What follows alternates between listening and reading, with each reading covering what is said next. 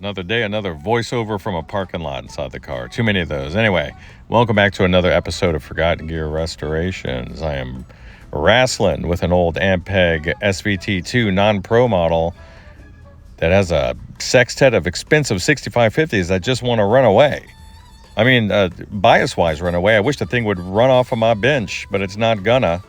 I'm going to have to deal with it. Anyway, there's a technical service bulletin that may contain one of the resolutions to this issue. Let's dig in.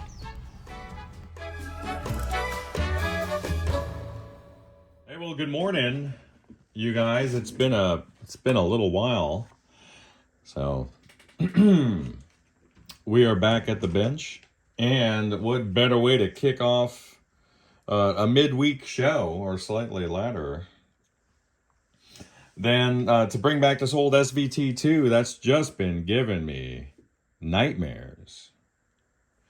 An incredibly cumbersome amp. These require not only good physical condition for the tech, because you're going to have to move and reposition this chassis many times during a service. But you're also going to have to be incredibly patient, because you can't really test it with the thing disassembled in repair mode. You can't. So again, the main issue with this one, this is an amp that has red plating. We cannot afford to burn up a sextet of super expensive 6550s, and it doesn't matter where you get them or which ones you get. These are expensive tubes, especially for a tech like me who doesn't have a deep inventory of that particular tube type. I just don't. They just collect dust. It's like putting, I don't know, $300 in your closet and doing nothing with it. You can't do that. So this guy's running away. This is one of the earlier revisions. And when I say earlier revisions, I mean that it doesn't have a factory TSB, or a technical service bulletin, performed on it before it leaves the factory door. So for this particular one, there's a bulletin concerning the preamp around noise that the inductors are picking up, around the mid-range controls, that circuit. That's not what I'm concerning myself with today. Today, I'm concerned with the back end, where there's an issue around oscillation in the power amp. What does that cause? Red plating. That causes red plating. So, what's the TSB say? The TSB basically says that if your amp shipped with the 5 or 10 ohm plate load resistors on these 6550s, they're not technically plate loads. They're just in series with the supply. If your amp is shipped with those big cement resistors, then you need to take them out and install these inductors. And the inductors, as far as the circuit's concerned, just look like a jumper. They just look like a length of wire. But for maybe any pesky oscillation, it's going to look like a resistor. So the idea is that it's a transparent fix that's going to help to quell any sort of RF activity at the sockets or in the tube. So that's the whole idea. That's the whole idea. I am waiting for those inductors to arrive sometime this afternoon. I don't know when the Postal Service is going to make it here. But in the meantime, I'm doing all I can do. And that is what? I just had a new pair of 12AU7s arrive, because I noticed that with the original ones, when I swapped sockets, not only did the issue change, but the issue then affected all of the tubes globally. So perhaps that's one of the issues, perhaps. I don't know. So for the intent of this particular video, here are the symptoms I'm looking at. I mean, the power tubes are running away. They're approaching red plating. I'm not letting them red plate with no signal applied. And the bias controls basically cease to have any meaningful influence. So one way or the other, this thing is running away. And while I'm looking at, or I should say monitoring the output stage bias test points, the readings seem to dip negatively for a moment and then it starts to increase. So, again, swapping the 12 AU7s, this is for my notes. It previously changed the behavior of the runaway, making the driver section a pretty big, a pretty significant suspect, I should say, and hence the new tubes in place. So we're going to observe that. I know that the factory has its own calibration procedure for bias and like PI balance and all this stuff. I'm going to ignore that for now and just get pin 5 as negative as possible. And for us today, that voltage is minus 54 volts DC at the control grid. So the schematic says, hey, if things are healthy, then you should see about minus 47 volts. So starting at negative 54 should give us an advantage. It should theoretically give us an advantage. So what I'm going to be looking at now is basically splitting the diagnosis, where I'm going to be looking at pin 5. And if it basically stays fixed around minus 54 while the test point stuff starts climbing again, then it kind of suggests that the bias supply and the driver DC voltage is less likely to be the cause. And that's going to basically transfer the suspicion towards parasitic oscillation and those inductors I have coming in. So output stage instability is I guess what I'm getting at. But if I'm looking at pin 5 moving less negative as the current climbs, say going from like minus 54 to 48 to 40, this is all negative stuff, approaching 0, I got to shut this sucker down, and the problem's probably upstream at the driver stage bias supply or the divider network. So pardon all the mumbling and bumbling. You're looking at a decaffeinated tech.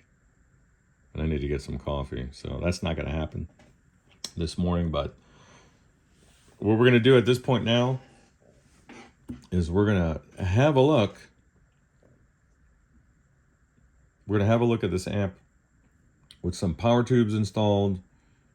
And I'll be monitoring pin 5 via the bias probes. And then the test points, obviously, I have it set up here, going through the Agilent up there. So we'll monitor that from that point. So, nervous. Let's get this going. I want to see it boot up. Awesome. Now I'll throw it on. Now remember, if pin 5, if the meters here stay essentially fixed around a high negative DC voltage while the test point up here climbs, and that means the bias supply and the driver voltage is probably not the cause. And then we're probably looking at parasitic oscillation. Probably. We don't know.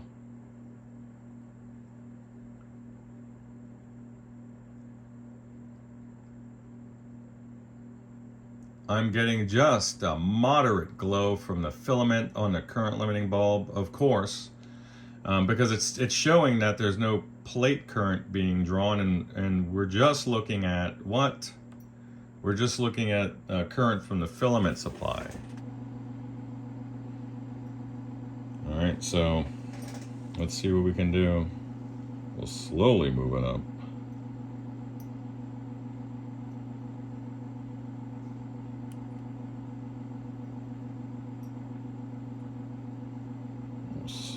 Oh, there it goes, running away. And there we go. All right, be right back. All right, so this could be designated as R53 in your board number. But in any case, whatever the designation, this is the exact point. This was a resistor in that factory service bulletin, that TSB. It's saying that the 10 ohm resistor here should be replaced with a jumper. So that's what we did, lest the power amp ground be floating all over the place. This is one of the grounds in a power amp, so this could certainly explain why the bias would just take off, but we're also going to perform the other half of that TSB by installing those inductors in series with the plates. And then you can see, well, I've also replaced the bias filter cap, and I've just marked it off again. This notates where one half of the push-pull separates into the other. So for this particular sextet, you have 3 on one side, 3 on the other. This here will basically indicate where those factory 5 ohm resistors were and where the inductors will be placed. So I can go ahead and wash all this stuff off. If you're just tuning in, we had a runaway issue. I don't know how I'm going to edit this video, but I was mentioning prior that I'm going to be implementing 2 points of the manufacturer's technical service bulletin that was performed on the boards with a O2 designation. This is the O1. This is the earlier one. So one of those points, and then you can see how clean the board is now because I've scrubbed everything down. You see that jumper there? That used to be a 10 ohm resistor. Now, that resistor was charred beyond all recognition, and it did take some investigative work before I had access to that bulletin to determine the correct value. Now, this is basically creating some resistance or inductance between the power amp and one of its grounds, causing it to float. That could explain some of that runaway that we've been looking at. It could. Not saying it is, but it certainly could. So what we're going to do now is make sure that the board is prepped for the second part of that TSB, and I have. You can see that this board is completely clean now. None of the markings that I had there prior are still present. Only the empty and clean solder pads for these inductors to go in series with their respective plate supplies. So that's it. Those things should be arriving tonight. We'll see if they do. We'll see if they do. And then we'll see if the instability that I had uncovered prior during one of the tests where I was monitoring the bias current and the voltage present at the test points. We'll see if that stuff is eliminated by these countermeasures presented by the factory. And we're sure as hell going to hope that that's the case, because we have we certainly have a clean and tidy PCB here. We've eliminated all the drifted and failed components, and we're ready to test.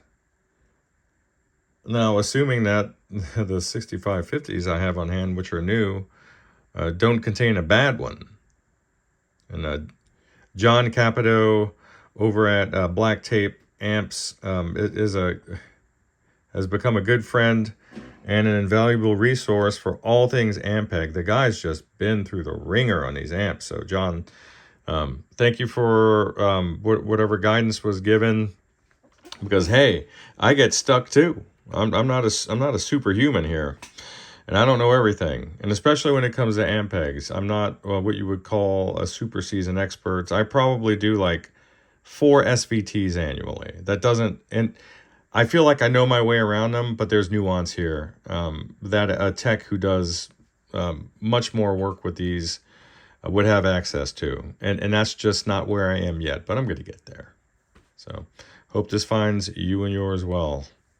Bye-bye. Mark, is this not the cleanest you've ever seen it?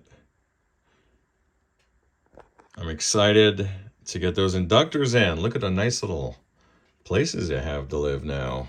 It's nice in here. I'm pretty excited. So I'm going to flip her back over. And again, I completely scrubbed the opposite side and got all the fan funk off the board. And from between the connectors, the spade lugs over on this side really impacted. And I will put in, I will reinstall your phase inverter tube and then those two 12AU7s, and we'll check levels for the negative voltage there on pin 5. We're not going to expect to see any voltage on the plates, obviously, because there's an open there. We're just waiting on those inductors to come in. So see you on the other side. Bye.